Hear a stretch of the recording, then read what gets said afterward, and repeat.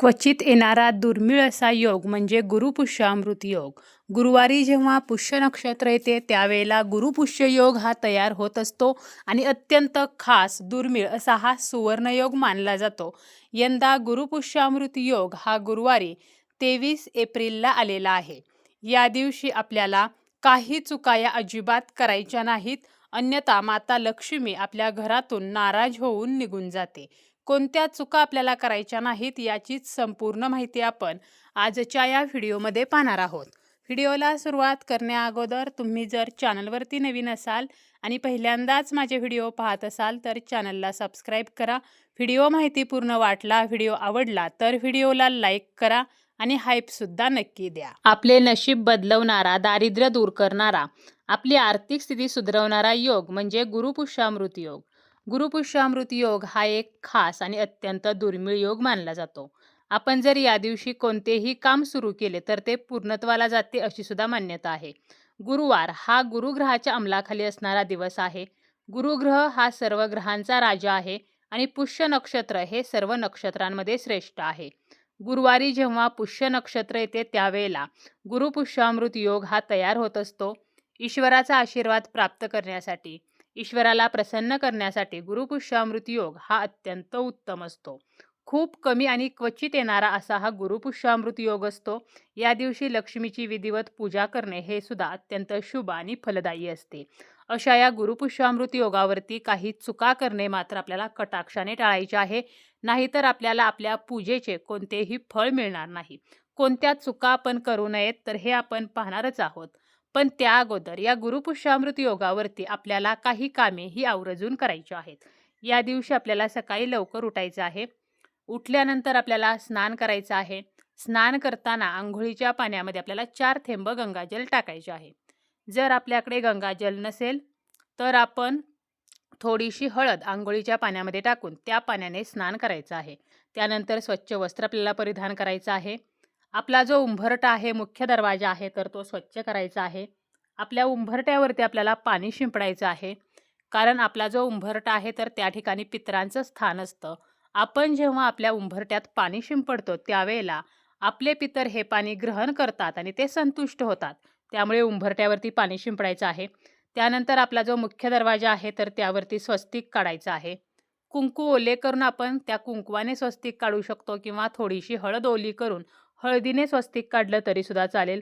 स्वस्तिक काढताना आपल्याला त्या स्वस्तिकमध्ये 4 टिंब आवर्जून द्यायचे आहेत. दोन्ही बाजूला 2 उभ्या रेषा सुद्धा काढायच्या आहेत आणि उंबरट्याला हळदीचं लेपन करायचं आहे. गोमूत्र, हळद आणि गुलाबजल हे एकत्र मिक्स करून आपल्याला हे लेपन करायचं आहे. उंबरट्याची पूजा करायची आहे. तसेच आपण जे स्वस्तिक चिन्ह मुख्य दरवाजावरती काढलेलं आहे त्याची सुद्धा पूजा करायची आहे. उंबरट्याला हळदी कुंकू अक्षता फुलं अर्पण करायचं आहे. अगरबत्तीने धुपाने आपल्याला ओवाळायचं आहे. यानंतर आपल्याला किचनमध्ये सुद्धा एक स्वस्तिक काढायचं आहे. ज्या ठिकाणी आपण गॅस शेगडी ठेवतो त्याच्या समोरची जी भिंत आहे तर यावरती आपल्याला सर्वप्रथम शुद्ध तुपानं स्वस्तिक काढायचं आहे. त्यावरून पुन्हा आपल्याला ओल्या हळदीने स्वस्तिक काढायचं आहे आणि पुन्हा आपल्याला त्यावरून ओल्या कुंकवानं स्वस्तिक काढायचं आहे. आता जर आपल्याकडे तूप वगैरे नसेल तर मग आपण फक्त ओल्या हळदीचं किंवा ओल्या कुंकवाचं स्वस्तिक काढलं तरी चालेल. या स्वस्तिकची सुद्धा आपल्याला पूजा करायची आहे. तसेच आपल्याला गॅस शेगडीची सुद्धा पूजा करायची आहे. त्या गॅस शेगडीवरती सुद्धा एक स्वस्तिक काढायचं आहे. त्याला हळदी कुंकू अक्षता फूल अर्पण करायचं आहे. धूपदीपान आपल्याला ओवाळायचं आहे. तर अशा प्रकारे आपल्याला गॅस शेगडीची सुद्धा पूजा करायची आहे. आपली तिजोरी असेल तर तिजोरीवरती सुद्धा स्वस्तिक काढून त्या स्वस्तिकची सुद्धा पूजा करायची आहे. स्वस्तिक हे अत्यंत शुभ आणि पवित्र चिन्ह आहे. आपल्या हिंदू धर्मामध्ये स्वस्तिक चिन्हाला विशेष महत्त्व आहे. त्यामुळे आपल्याला हे स्वस्तिक या गुरुपुष्यामृत योगावरती काढायचं आहे. या दिवशी आपल्याला गुरूंची सुद्धा मनोभावे सेवा करायची आहे. तसेच माता लक्ष्मी आणि श्रीहरी विष्णू यांची विधिवत पूजा करायची आहे.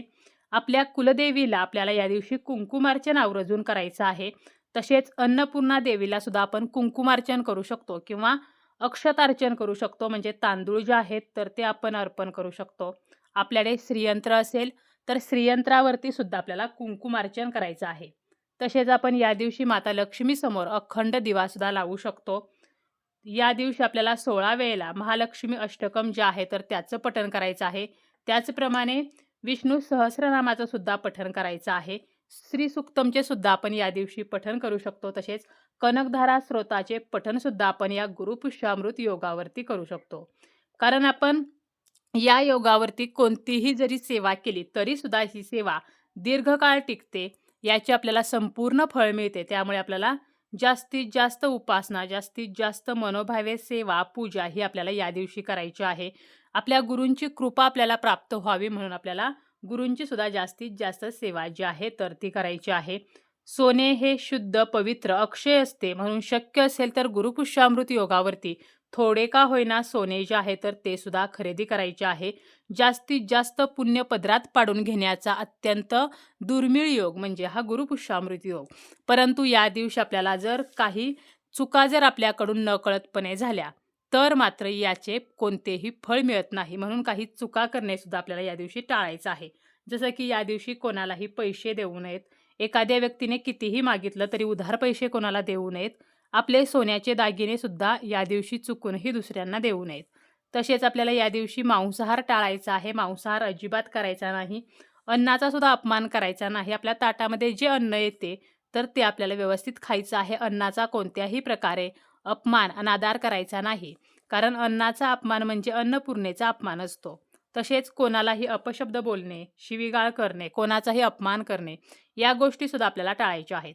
आपल्या घरामध्ये कलह, वाद, भांडण या जर गोष्टी आपण या दिवशी केल्या तर यामुळे नकारात्मक ऊर्जा वाढते. माता लक्ष्मी घरातून निघून जाते. त्यामुळे घरामध्ये किरकिर करणे, कलह करणे हे सुद्धा टाळायचं आहे. कोणावरतीही आपल्याला रागावायचं नाही. दारात जर एखादी व्यक्ती आली तर त्या व्यक्तीला रिकाम्या हाती परत पाठवायचं नाही. तर काही ना काही आपल्याला खायला द्यायचं आहे. तसेच दारामध्ये गोमाता आली किंवा इतर जर प्राणी आला, पशु आला तर त्याला सुद्धा काही ना काही खायला द्यायचं आहे. घरातील गृहलक्ष्मीचा अनादर करायचा नाही.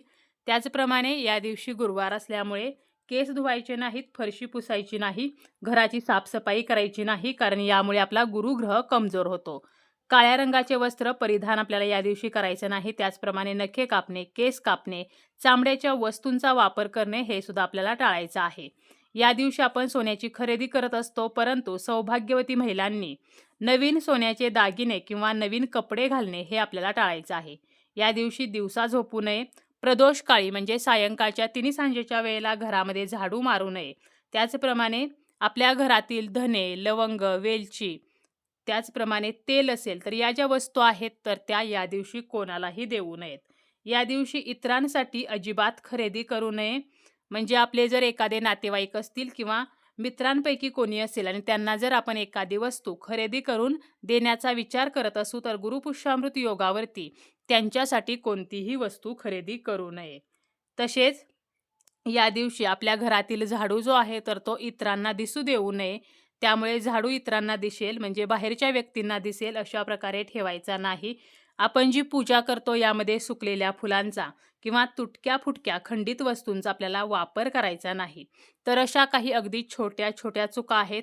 तर या चुका आपल्याला करायच्या नाहीत. या जर चुका आपण केल्या तर मात्र माता लक्ष्मी नाराज होते. आपले कर्ज फिटत नाही. आपल्या घरामध्ये आर्थिक समस्या निर्माण होऊ शकतात.